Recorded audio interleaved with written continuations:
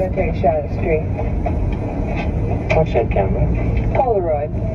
The kind that develops the pictures right away? Yeah. Say, get the post office in if you can. Got it. All right, let's look around. Get a shot of that Wells Fargo office and the hitching post in front. Right. Hold it, Tommy. What for? Did you hear anything? Sure. The boards in the sidewalk. They squeak like $3 shoes. No, something else. It sounded like maybe a voice. Oh, Grace, nobody's been here since 1946. Come on. Come on, let's do our work and get back to some whiskey.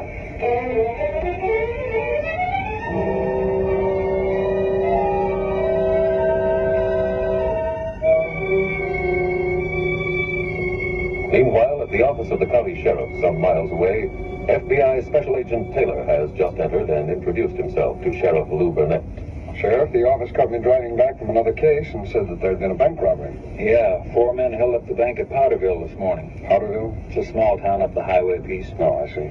The cashier wounded one of the bandits, but not enough to stop him. The report said the wounded man and the driver of the getaway car took off west. Well, how about the other two? When the shooting started, they ran down the street and stole a car. Any descriptions on them? Not on the men, but we got descriptions on both cars. I sent out alarms a while ago. One of my deputies is on his way to interview the people at the bank. Oh, maybe I'll run over there and give him a hand. He'll probably be able to use it. He's a new man. I'll get him on the radio and tell him you're coming. All right, fine. Oh, what's his name, Sheriff? Hartley. Frank Hartley. All right. And can I have those license numbers? I might just run into them on the way over there. Yeah. Here. This first one's the original getaway car, and that's the one stolen at Powderville. All right, fine. Have you checked the license on their car? Motor vehicle's working on it now. Oh, excuse me, Tim. Sure. Sheriff Burnett. Hello, Sheriff. Do you have a deputy named Hartley? Yes? Well, this is the county hospital. He's just been brought in here. What for? He was found unconscious on the highway.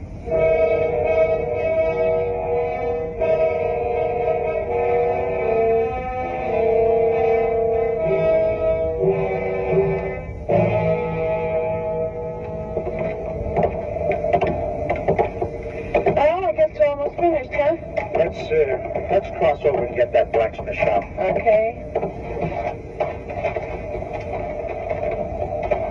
Hey, look down there. Where? In that alley, there's a car.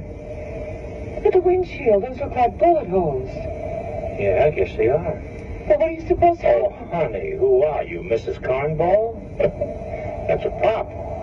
It wouldn't be a legit ghost town without a bullet-riddled car. Now, look, as long as we're here, shoot another picture of the saloon from this angle. Can you get in that hotel fire escape? I'll try. All right. I'll take a look at the blacksmith. Okay. Tommy, What?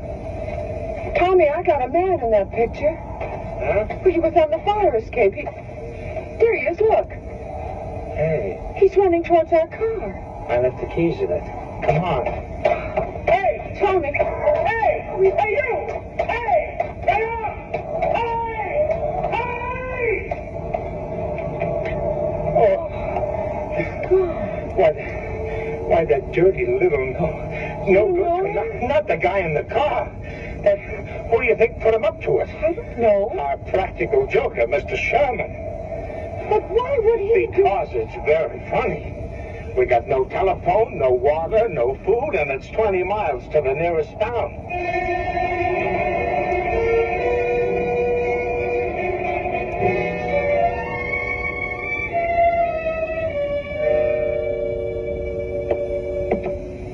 Sheriff, did anything come in on those alarms? Yes, Taylor, we got one of the cars, but no man. Oh, how come?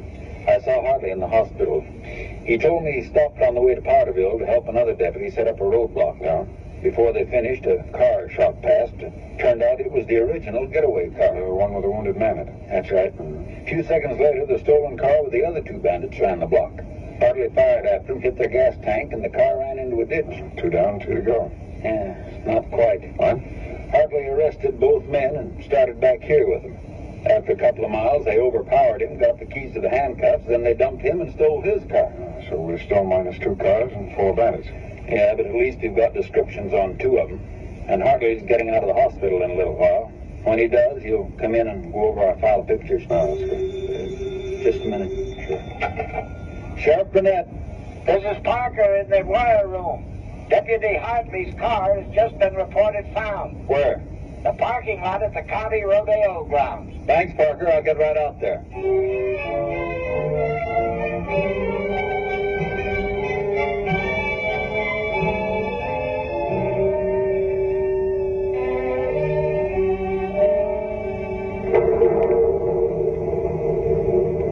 Tommy, got another cigarette? In the car.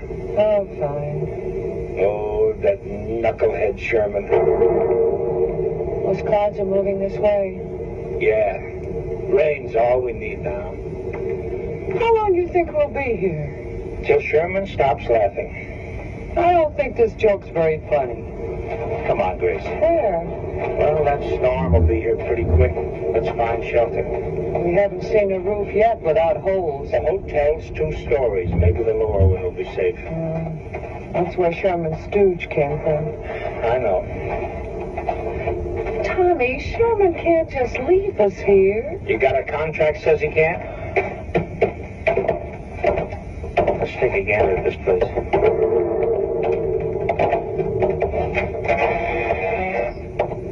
Go ahead. Thanks.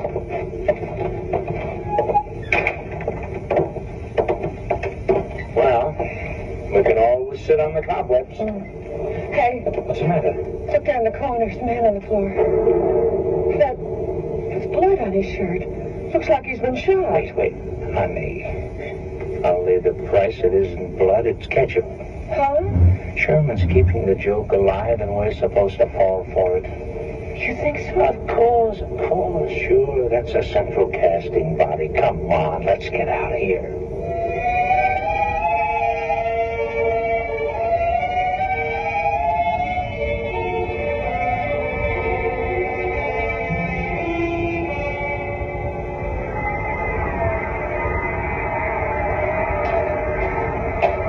Well, the rodeo's got an hour to go, y'all. How much are the crowds in the stadium? 10,000. I don't suppose there's any way of getting them out. Oh, most of them been waiting at the cab road, even if the storm does hit. Looks like we're stymied. Didn't you find anything in Hartley's car? No, they abandoned it because that left front tire went flat. There's no telling what kind of a car they stole from here. And we wait another hour, and they'll really have a start on Wait a us. minute, have you got a man you can leave here? Those are my deputies handling Oh, traffic. fine. Let's have one of them stay here and get the details on the stolen car. Where are we going? West? That's the way they've been traveling since they left Prodigal.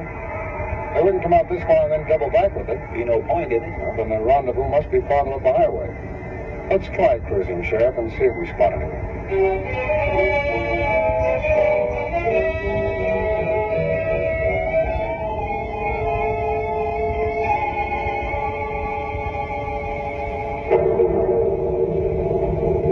Tommy, I'm cold. Shake hands with a millionaire. Let's go inside. Warm here on the porch.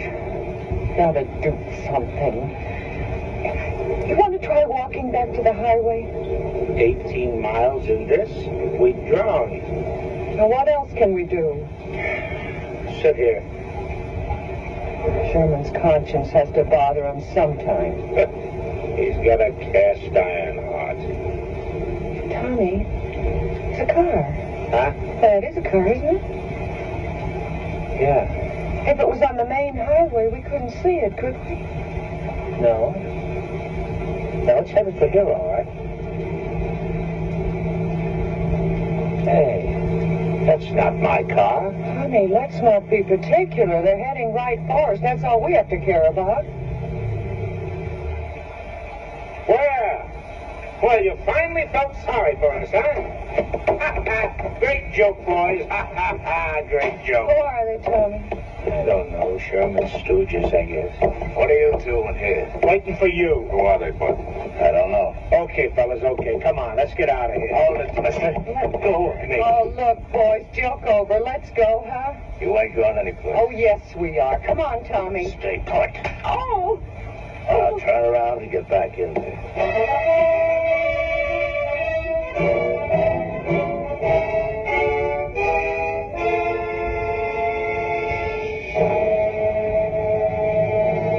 Detective story fans who are good citizens and criminals often have one interest in common: the perfect crime. But whereas the good citizen likes to mull over its fictional possibility, the criminal is always confident that he is about to commit it. But as the detective story reader proves, and as the criminal always learns, there is no such thing as the perfect crime. Our jails and penitentiaries are filled with men and women who have refused to recognize the truth of this statement. Tonight's case is an example. It is one more proof that the perfect crime is a mirage that lures men to disaster. It is proof once again that crime does not pay, and never will.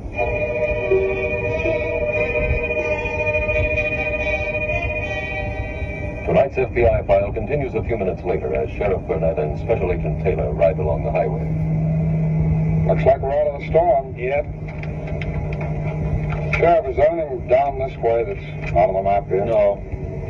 Well, then the nearest town's about 50 miles. And they've been alerted. Parker calling Sheriff Burnett. Come in, Parker.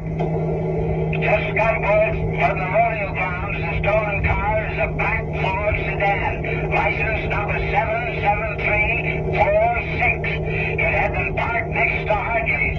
Get out and alarm. All right. Anything in on that first car? Not yet. Sheriff, how about those pictures? Parker, you heard from Hartley? He's in the fire room now. Good. If he gets anything, call us immediately.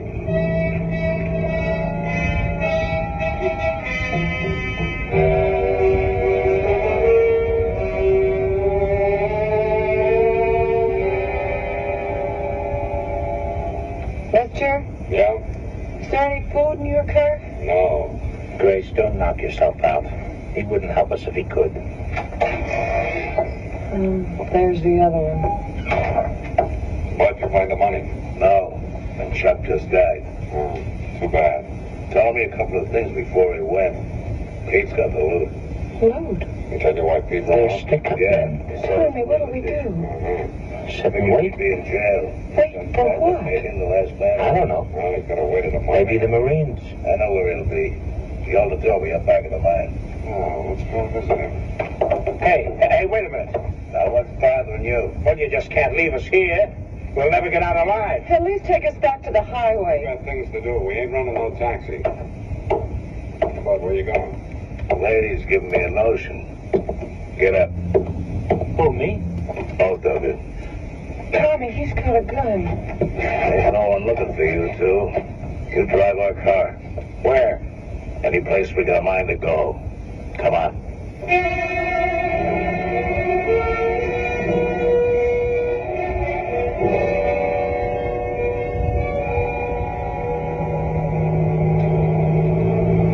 Parker calling Sheriff Burnett. Come in, Parker. Hartley just identified those two men he saw. Who are they? The Fulton brothers, Bud and Lloyd. They got any record? Yeah. They were arrested first in 1945 at the ghost town. They had jobs there as guides. Sheriff, where is that ghost town? Down that cutoff we passed a while back. Well, that'd be a perfect hideout. We can turn around and head back. I think we ought to. Parker, we're going to Ghost Town. All right, Sheriff. While you're there, you can check something else that just came in. What's that? A movie company over in Santa Fe reported two of his people missing, and that's where they were headed. All right, we'll call in as soon as we get there.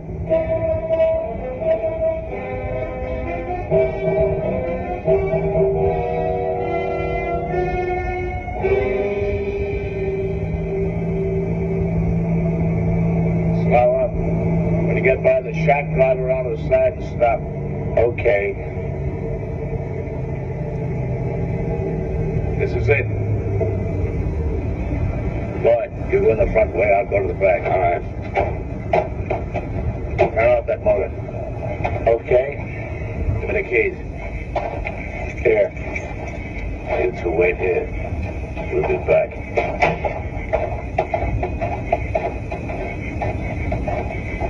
Tommy, this is our chance. For what? To get away. To where? I've got no idea where we are. What do we do? I don't know. How about a fire? Huh? We can set fire to the brush. That'll bring help. Not quick enough. Tommy? Maybe our two friends got it. Let's hope so. Someone's coming. Oh, it's them. Come on, you two. Get up.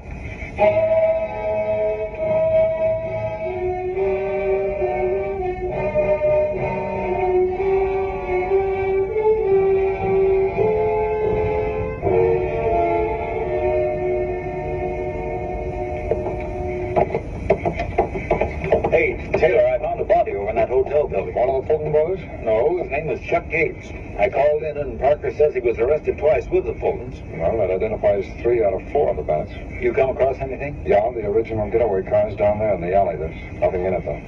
What are those papers you got? Oh, they say Polaroid negatives. I found them scattered all around. What is it for?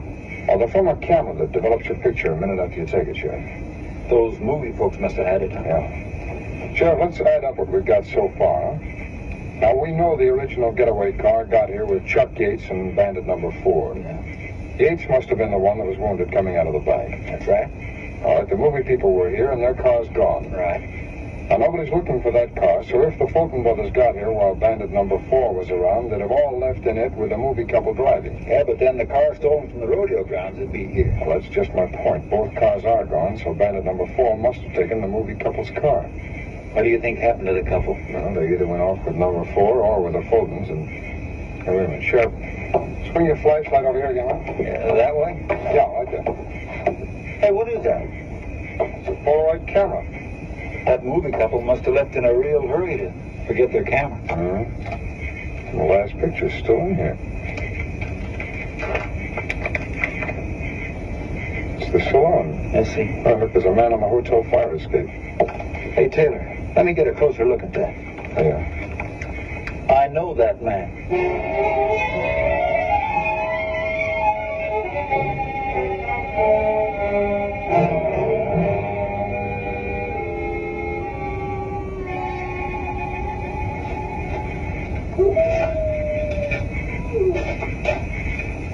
Find anything, Lud? Not yet. I just came digging. Oh, I wish I had a cigarette. I'll take one more look. What are you doing? Looking for a cigarette. Just sit still. But I want to... Coming to his self. You know something, Grace? What? I wish these two bums knew something about the picture business. Why? I'd like to sell them a new rider. Well, if you do, pick one who'll write me out of this script. Hey, Bud, look here. Here's the bag. Open it. Well, looks like they found the loot. That mean they'll leave us?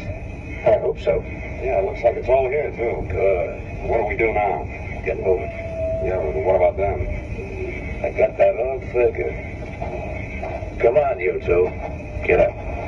Where to now? You're back in the car. You letting them go? Just as far as the cliff. Oh, now, look. The car off the cliff. That's one too many. Shut up. Right. Get Pete's body. Throw it in with them. Now, that's real hokey. Tommy, they're not kidding. You're so right, lady. Now, get going. That gun, Fulton. Drop it. You there, up your hand. Okay. I'll show you. They were going to kill us. Yes, ma'am, I know. We heard them. All right, Sheriff, let's take them in.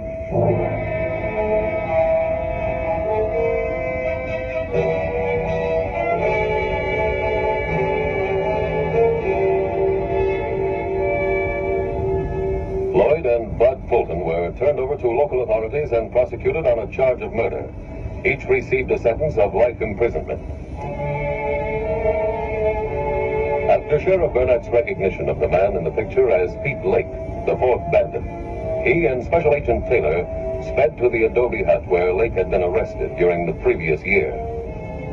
And so your FBI, in cooperation with a local law enforcement agency, was able to close this file and to apprehend two vicious killers. Even more important, of course, it also saved the lives of two innocent people. No one has ever fully explained why certain men become criminals of the type in tonight's case.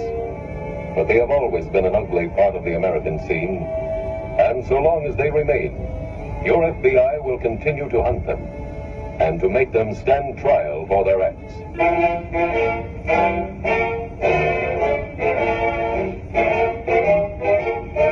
The incidents used in tonight's Equitable Life Assurance Society's broadcast are adapted from the files of the Federal Bureau of Investigation. However, all names used are fictitious, and any similarity thereof to the names of places or persons, living or dead, is accidental. Tonight, the music was composed and conducted by Frederick Steiner. The author was Jerry D. Lewis. Your narrator was William Woodson, and Special Agent Taylor was played by Stacy Harris. Others in the cast were Newton Arnold, Harley Bear, B. Benaderet, Edmund McDonald, Wally Mayer, and John Sheehan. This Is Your FBI is a Jerry Devine production. This is Larry Keating speaking for the Equitable Life Assurance Society of the United States and the Equitable Society's representative in your community, and inviting you to tune in again next week at this same time when the Equitable Life Assurance Society will bring you another thrilling transcribed story from the files of the Federal Bureau of Investigation. The Curious Fisherman on This Is Your FBI.